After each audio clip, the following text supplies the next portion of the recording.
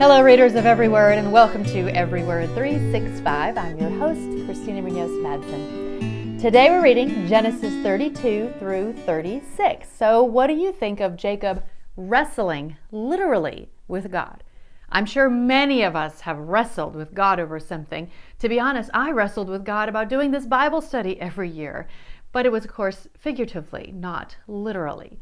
So I'm curious to know what you think about that. And of course, I have a link to Got Questions for more on that story. Pop quiz. I don't do a lot of those, but every now and then I have a little fun. What does the name Israel, which is given to Jacob after wrestling with God, mean? And yes, it is in your reading today. Also in Genesis 32:30, it says, I have seen God face to face, yet my life has been spared. But in Exodus 33:20, which we'll be reading soon, God declares, you cannot see my face, for no one may see me and live. So, is that a contradiction? Not necessarily. Again, this is one of those moments where I would use to say the Bible contradicts itself, therefore it cannot be believed. This, of course, was before I was a Christ follower. But Got Questions does a great job of laying it out and really explaining it. And I have some more commentary from BibleStudyTools.com, which includes this. It may be observed that in wrestling, men are face to face, and in this position were Jacob and the man that wrestled with him, which he seems to have respect unto, as well as to the familiarity and intimate communion he was admitted to.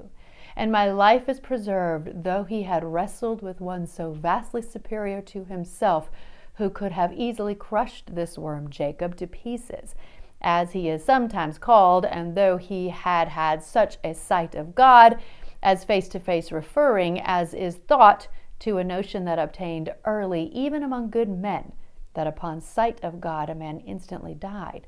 Though we have no example of that kind, but perhaps he observed this for his encouragement, that whereas he had met with God himself and wrestled with him in the form of a man, and yet was preserved.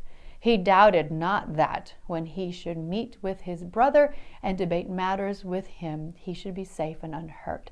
It's a little confusing and hard to understand, but I love finding sometimes some other sources that are good at trying to help us understand and explain what we're reading. And I love the quote in today's intro page. All blessings carry responsibility, so don't pray for the first if you're not ready for the second. Great advice. Any Marvel fans out there? Reminds me of the well-known line that is used in several Spider-Man movies, with great power comes great responsibility. But I digress. Back to the Bible.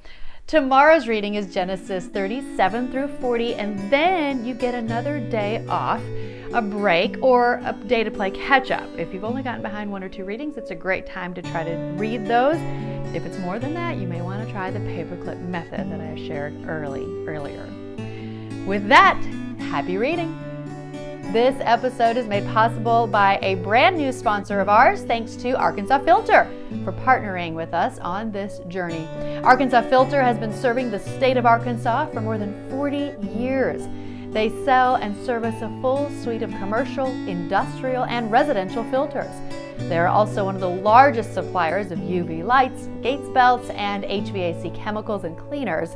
They partner with HVAC and engineering firms to provide a variety of services and pride themselves on customer service both during and after the sale, and they just so happen to be good, godly people as well.